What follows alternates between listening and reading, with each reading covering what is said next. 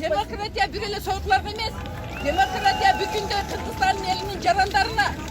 Men karşımın mınalarga. Ardayım.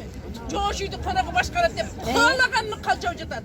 Hukuk tevelengen жалгыз botaday bozdap eneler köçöde kalıp oturat жалгыз үйүнөн ajırap. Kana oşularını kukun kimin korgadın? Meçitte meçil türüle benim janazamda oku dep jüröt baykuşlar. Kırgızstan'ın mizamı vardı Kırgızstan'ın yaşaganlarına, eline birdey.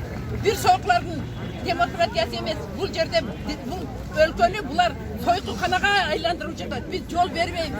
Mamleketin alı jetmese nekençil enelerdin vardı özü birden tutsak da çok kılaz bulardı.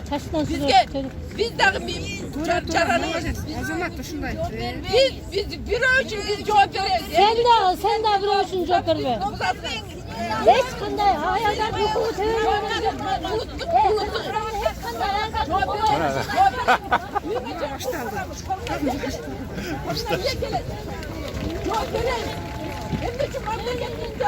bir yol geldi uşun kokor koçular.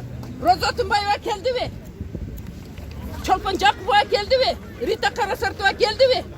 Gelse gelsin. Kırgızstan memleketinde tayranlap жүрөт.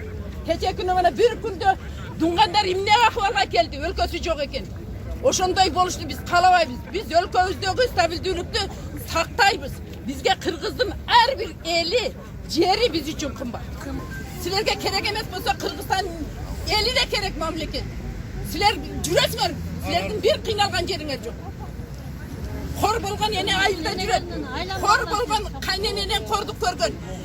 Kuyöğünden zapkı çekenin bardık ayılda jüret. Bana men hukukun korkap jüret. Kimin menen kelip ece jür kaysı ayalın tevelendi dedin.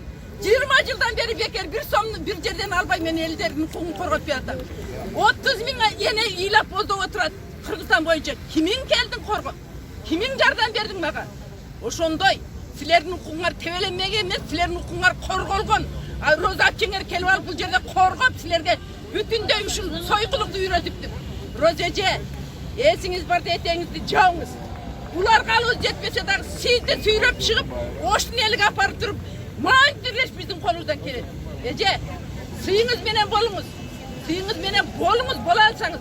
Bola almasanız elbette sizin sazayınızdır. 2 yıl 3 yıldan beri boyunuzda kegen de otto jatasız. Men Ece'de deştin canına. Ece deştin azar kılan sen de şülüka ayaldardın. Sotka versen ben barıp sotta da жоқ.